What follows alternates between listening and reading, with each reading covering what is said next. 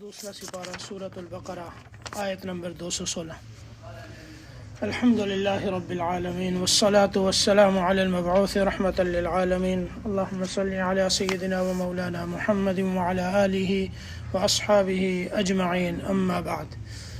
اعوذ باللہ من الشیطان الرجیم، بسم اللہ الرحمن الرحیم۔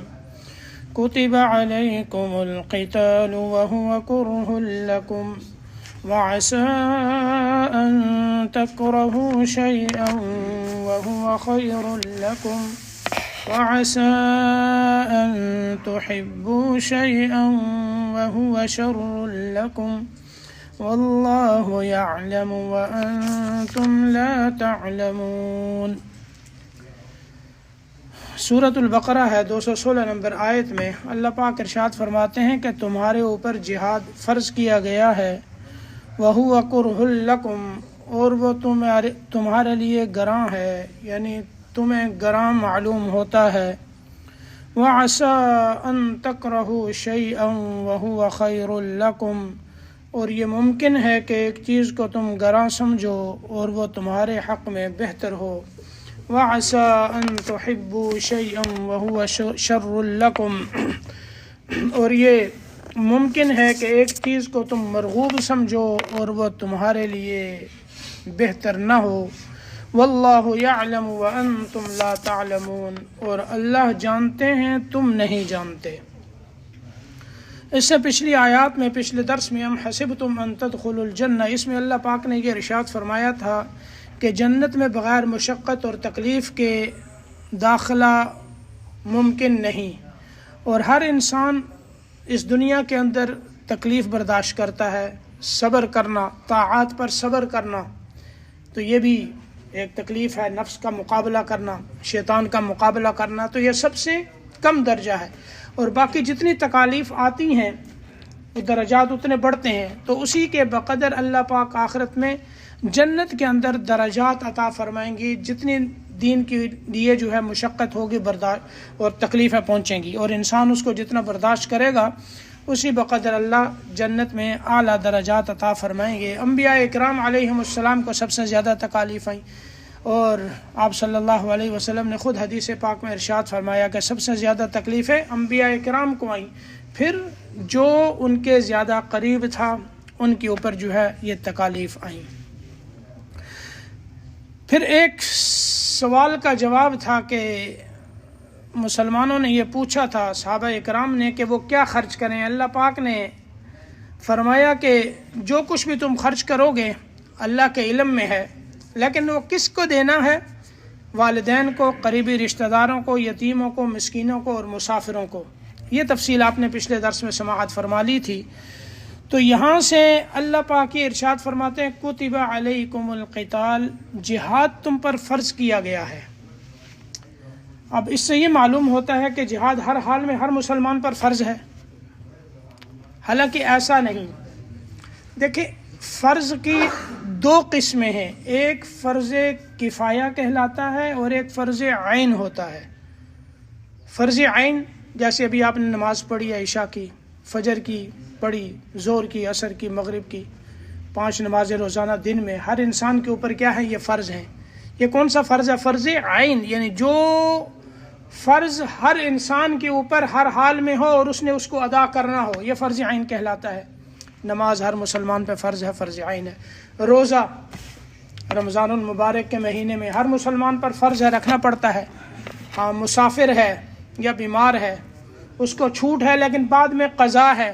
ایسا بیمار کہ جس کے صحت مند ہونے کی امید ہی نہ رہی ہو تو اس کے ذمہ فدیہ ہے۔ حج اگر فرض ہو چکا ہے، استطاعت ہے، تو وہ بھی فرض ہو گیا، یہ بھی فرض عین کہلاتا ہے۔ تو اسی طرح زکوٰۃ جو صاحب نصاب ہوگا اس کے اوپر فرض ہوگی تو یہ فرض عین ہو گیا۔ یہ فرض عین ہوتا ہے۔ ایک ہوتا ہے فرض کفایہ۔ فرض عین تو ہر شخص نے ادا کرنا ہے، بھائی اسم صاحب اپنی طرف سے ادا کریں گے، شبیر صاحب اپنی طرف سے، زاہد صاحب اپنی طرف سے، میں اپنی طرف سے، ہر انسان نے ادا کرنا ہے فرض عین۔ فرض کفایہ یہ ہوتا ہے کہ کچھ لوگ جو ہے وہ ادا کر لیتے ہیں تو باقی جتنے مسلمان ہیں، جتنے لوگ ہیں، وہ بری و ذمہ ہو جاتے ہیں، وہ اگر ادا نہ کریں تو ان کے اوپر کوئی گناہ نہیں ہوتا.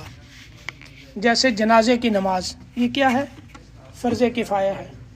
اگر کوئی فوت ہو جائے محلے میں چند آدمی ادا کر لیں تو باقی کے ذمے سے گناہ ساقط ہو جاتا ہے، ان کے ذمے پھر ادا کرنی ضروری نہیں رہتی. لیکن اگر کوئی بھی نہ ادا کرے تو پھر سارے گناہ گار ہوتے ہیں. تو چند آدمی ادا کر لیں، فرض ادا ہو گیا، بس ان کے ذمے سے ساقط ہو گیا، ختم ہو گیا. تو یہ فرض کفایہ ہوتا ہے. تو اسی طرح جہاد جو ہے یہ عام حالات میں تو فرض کفایہ رہتا ہے. حدیث پاک میں جیسے آپ صلی اللہ علیہ وسلم نے فرمایا الجہاد ماض الی یوم القیامہ، جہاد قیامت تک چلے گا.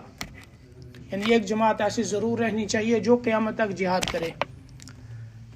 تو یہ نہیں کہا کہ سب مسلمانوں کے اوپر جو ہے نا فرض ہے، ایک جماعت. تو جب ایک جماعت ادا کر دے گی تو باقیوں کے ذمے سے وہ گناہ کے، ان کے ذمے کوئی گناہ نہیں ہوگا، گویا کہ وہ بری ذمہ ہو جائیں گے. جیسے خود اللہ نے فرمایا فضل اللہ المجاہدین علی القاعدین اجرا عظیما. فضل اللہ المجاہدین علی القاعدین درجہ وکلا وعد اللہ الحسنى.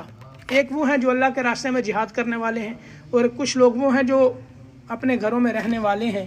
اللہ نے جو حسنہ ہے، بھلائی ہے، اس کا وعدہ سب سے کیا ہے. اگر جہاد فرض عین ہوتا تو پھر جو گھروں میں بیٹھنے والے ہیں ان کے لیے تو حسنہ کا وعدہ نہ ہوتا. تو اللہ نے فرمایا ان کے لیے بھی بھلائی ہے، ان کے لیے بھی بھلائی ہے. لیکن جو جہاد میں گئے ہیں درجات ان کے اللہ نے بلند کیے ہیں، اللہ کے ہاں ان کے درجات مقام زیادہ بلند ہے. اسی طرح اللہ پاک نے ارشاد فرمایا سورۃ توبہ 11ویں سپارے میں فلولا نفر من کل فرقۃ منهم طائفۃ لیتفقهوا فی الدین. یعنی ہر بڑی جماعت میں سے ایک چھوٹی جماعت ایسی ہونی چاہیے جو دین کی سمجھ بوجھ حاصل کرے. سب کو نہیں نکلنا چاہیے، جو دین کی سمجھ بوجھ حاصل کرے ایسی ایک جماعت کو رکنا چاہیے. کچھ جانا وہ اللہ کے راستے میں جا رہے ہیں جہاد کے لیے، تو ایک کچھ لوگ ایسے ہونے چاہیے جو یہاں مدینہ میں رہ کر دین کی سمجھ بوجھ حاصل کریں. تو یہ کب ہوتا ہے؟ جب یہ فرض کفایہ ہو. اسی طرح ایک صحابی نبی پاک صلی اللہ علیہ وسلم کے پاس آئے اور آ کر انہوں نے عرض کیا یا رسول اللہ مجھے جہاد میں جانے کی اجازت دیں، میں جہاد میں جانا چاہتا ہوں. آپ صلی اللہ علیہ وسلم نے فرمایا تمہارے والدین حیات ہیں؟ اس نے کہا کہ ہاں. فرمایا ان کی خدمت کر کر تم جہاد کا ثواب حاصل کرو، ان کی خدمت کرو، اسی میں اللہ جہاد کا ثواب دیں گے تمہیں. تو جب تک جہاد فرض کفایہ رہتا ہے والدین کی اجازت کے بغیر جہاد میں جانا جائز نہیں. اسی طرح ایک شخص مقروض ہے، اس کے ذمہ قرض ہے، تو جہاد جب فرض کفایہ ہے تو جب تک قرض ادا نہ کرے تو اس کے لیے جانا بھی جائز نہیں. لیکن جب جہاد فرض عین ہو جائے، وہ کب ہوتا ہے کہ جب مسلمانوں کا امیر وہ یہ سمجھے کہ اب یہ جماعت کفار کا مقابلہ کرنے کے لیے کافی نہیں اور وہ عام اعلان کر دے، پھر جہاد فرض ہو جاتا ہے ہر ایک کے اوپر فرض عین.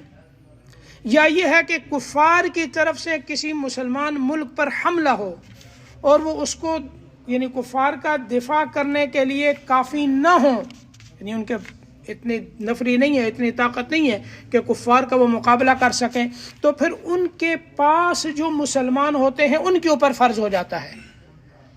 اور اگر وہ بھی کافی نہ ہو تو پھر اس کے قریب جو ہوتے ہیں ان کے اوپر فرض ہو جاتا ہے. اسی طرح یہ سلسلہ چلتے چلتے پوری دنیا کے ہر مسلمان پر فرض ہو جاتا ہے. یہ فرض عین ہوتا ہے. تو جب فرض عین ہو جائے پھر اس میں والدین کی اجازت بھی ضروری نہیں، اور وہ یہ نہیں کہ پھر قرضوں کا انتظار کرے گا کہ ادا کرے پھر جائے، وہ ہر حال میں اب کرنا ہے.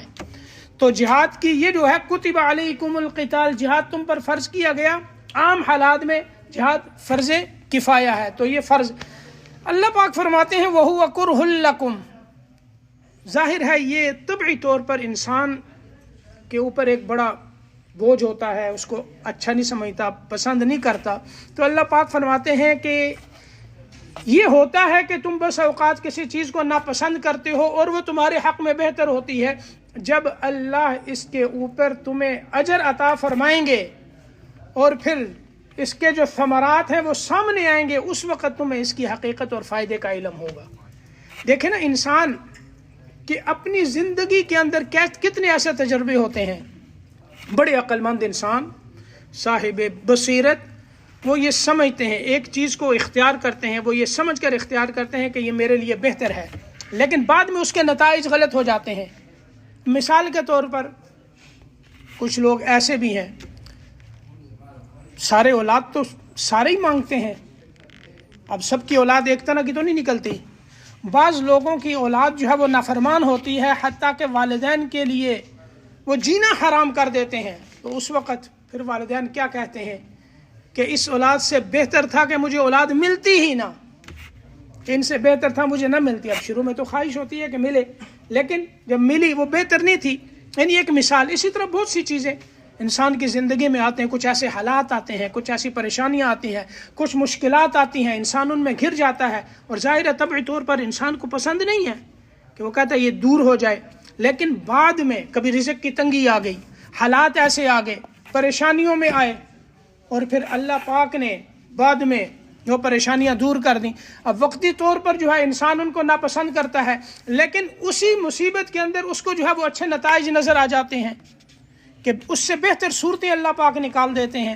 تو یہ انسان کی زندگی میں ایسے واقعات آتے ہیں، تو یہ ہوتا ہے کہ بس اوقات ایک چیز کو انسان پسند نہیں کرتا، وہ اس کے حق میں بہتر ہوتی ہے، اور بس اوقات یہ ہوتا ہے کہ انسان یہ چاہتا ہے کہ یہ مجھے مل جائے، یہ میرے لیے بہتر ہے، اس کو میں نے ہر حال میں حاصل کرنا ہے، اس کی کوشش کرتا ہے، اور اگر اس کو لے لیتا ہے تو بعد میں اس کے نتائج غلط ہوتے ہیں، پھر وہ پریشان ہوتا ہے۔ تو اللہ پاک یہی فرماتے ہیں کہ تم بس اوقات اس طرح سمجھتے ہو کہ یہ چیز اچھی نہیں اور وہ تمہارے حق میں بہتر ہوتی ہے، اور بس اوقات یہ ہوتا ہے کہ تم کسی چیز کو پسند کرتے ہو کہ یہ ہمارے حق میں بہتر ہے، اور وہ تمہارے لیے اچھی نہیں ہوتی۔ واللہ یعلم وانتم لا تعلمون، اللہ جانتے ہیں تم نہیں جانتے۔ غیب کا علم کس کے پاس ہے؟ حالات کا علم کس کے پاس ہے؟ اللہ کے پاس ہے۔ یسألونک عن الشہر الحرام قتال فی، یہ آپ سے شہر حرام میں قتال کے بارے میں سوال کرتے ہیں۔ چند صحابہ اکرام وہ نکلے، نبی پاک صلی اللہ علیہ وسلم کے صحابہ کے چند لوگ تھے، تقریباً 12 افراد، یہ نکلے، کفار کے ساتھ ان کا مقابلہ ہو گیا، اور ان کے ہاتھ سے ایک کافر جو ہے وہ قتل ہو گیا۔ اب وہ تاریخ تھی رجب کی پہلی، یہ سمجھے کہ یہ جمادی الثانی جو ہے، جمادی الاخری، جمادی الثانی جس کو کہتے ہیں، کہ یہ اس کی 30 تاریخ ہے۔ صحابہ یہ سمجھے یہ 30 ہے، کیونکہ جو حرمت والے مہینے ہیں جن میں قتال کی اجازت نہیں تھی، وہ 4 رجب یہ ہے، اس کے بعد کون سا ہے؟ شعبان، رمضان، شوال، ان تینوں کو نکال دیں، پھر ذی قعدہ، ذی الحجہ، محرم، ایک رجب ہو گئے، رجب، ذی قعدہ، ذی الحجہ، محرم۔ یہ میں نے پیچھے بھی بیان کیا، الشہر الحرام بشہر الحرام، اس آیت کی تفسیر میں۔ ان 4 مہینوں میں قتال کرنا جائز نہیں تھا، گناہ تھا۔ کافر وہ بھی اس کا احترام کرتے تھے، وہ بھی قتال اور لڑائی نہیں کرتے تھے۔ اب صحابہ اکرام سے ایک کافر قتل ہوا تو وہ رجب کی اتفاقی طور پر پہلی تاریخ تھی، اور صحابہ اکرام نے یہ سمجھا کہ یہ جمادی ثانی کی کون سی ہے؟ 30 تاریخ ہے، ان سے قتل ہو گیا۔ اور بعد میں جب انہوں نے چاند دیکھا اور پتہ چلا بعد میں ان کو کہ اوہو یہ تو رجب کی پہلی تاریخ تھی، تو اس کے اوپر انہیں بہت افسوس ہوا۔ انہوں نے یہ نبی پاک صلی اللہ علیہ وسلم سے عرض کیا کہ یا رسول اللہ، یہ تو ہم سے بڑا گناہ ہو گیا ہے، پتہ نہیں ہم کتنا بڑا ہم نے گناہ کر لیا ہے کہ رجب کی پہلی تاریخ کو، حرمت والے مہینے میں ہم نے کافر کو مار دیا۔ اس کے اوپر اللہ نے یہ آیت نازل کی، یسألونک عن الشہر الحرام قتال فی، اور بعض روایات میں آتا ہے کہ کافروں نے مسلمانوں کو طعنہ دیا تھا کہ تم ایسے بے دین ہو چکے ہو کہ حرمت والے مہینے میں جو ہے تم نے قتال کیا ہے۔ تو اس کے اوپر اللہ نے یہ آیت نازل فرمائی، یسألونک عن الشہر الحرام قتال فی، یہ آپ سے حرمت والے مہینے میں قتال کے بارے میں سوال کرتے ہیں۔ قل قتال فیہ کبیر، آپ فرما دیجئے اس میں قتال کرنا، لڑائی کرنا بہت بڑا جرم ہے، بڑا گناہ ہے۔ اب حرمت والے جو مہینے ہیں، اللہ نے فرمایا ان عدۃ الشہور عند اللہ 12 شہرا فی کتاب اللہ یوم خلق السماوات والارض، 12 مہینے اللہ نے اس وقت سے مقرر کیے ہیں جس وقت سے اللہ نے آسمانوں اور زمین کو پیدا کیا ہے۔ منہا 4 حرم، ان میں سے 4 حرمت والے مہینے ہیں، ان کے اندر جو ہے ان کا احترام سب پر واجب ہے۔ اب یہ جو 4 مہینے جن میں لڑائی کرنا جائز نہیں تھا، گناہ تھا، کیا اب بھی یہ حرمت باقی ہے یا نہیں؟ اس میں جمہور مفسرین وہ یہ فرماتے ہیں کہ یہ منسوخ ہو چکی ہے، اب یہ حرمت جو ہے وہ نہیں ہے۔ کیوں اللہ نے فرمایا فَاقْتُلُوا الْمُشْرِكِينَ حَيْثُ وَجَدتُّمُوهُمْ، یہاں حیث زمانے کے معنی میں ہے کہ تم مشرکین کو قتل کرو جہاں چاہو، جس زمانے میں چاہو۔ تو معلوم ہوا کہ یہ آیت جو ہے وہ ناسخ ہے، اور یہ اشہر حرم میں قتال والی آیت جو ہے یہ منسوخ ہے۔ اسی طرح اللہ نے فرمایا وَقَاتِلُوا الْمُشْرِكِينَ كَافَّةً، تمام مشرکوں سے جو ہے وہ قتال کرو۔ تو یہ آیات ہے جن سے معلوم ہوتا ہے کہ یہ آیت منسوخ ہے، لیکن بعض مفسرین فرماتے ہیں کہ آیت کا حکم اب بھی باقی ہے، منسوخ نہیں ہے۔ ان مہینوں کی حرمت اب بھی باقی ہے۔ ہاں، اس میں یہ ہے کہ اگر کفار کی طرف سے لڑائی ہو تو مسلمان دفاعی طور پر ان سے مقابلہ کر سکتے ہیں، لڑائی کر سکتے ہیں۔ مسلمان ابتدا نہ کریں ان مہینوں میں، اگر کفار نے حملہ کیا ہے تو پھر دفاعی طور پر جو ہے یہ قتال کریں۔ اب مسلمانوں سے یہ جو قتل ہوا تھا وہ غلطی سے ہوا تھا، وہ یہ سمجھ رہے تھے کہ یہ جمادی الاخری کی 30 تاریخ ہے، اور رجب تو انہوں نے سمجھا ہی نہیں، ان غلطی سے جو ہے وہ ان سے یہ قتل ہو گیا۔ تو پھر اب اللہ پاک کیا فرماتے ہیں یسألونک عن الشہر الحرام قتال فی، یہ آپ سے شہر حرام میں قتال کے بارے میں پوچھتے ہیں، قل قتال فیہ کبیر، آپ فرما دیجئے اس میں لڑائی قتال یہ بہت بڑا گناہ ہے۔ وصد عن سبیل اللہ، یعنی یہ جو کافر ہے، اگر سوال ان کی طرف سے ہے کہ تم جیسے انہوں نے کہا کہ بے دین ہو چکے اور انہوں نے اعتراض کیا اور سوالات کیے، تم نے اس حرمت والے مہینے کا خیال نہیں کیا، تو اللہ پاک فرماتے ہیں کہ تمہارے جو اعمال ہیں وہ اتنے بڑے ہیں جرم کے اعتبار سے اور گناہ کے اعتبار سے، حرمت والے مہینے میں اگر قتال کیا جائے اس کا اتنا بڑا گناہ نہیں، وہ اتنا بڑا جرم نہیں جتنے تمہارے اپنے اعمال جو ہے وہ جرم عظیم والے ہیں۔ وہ کیا ہے؟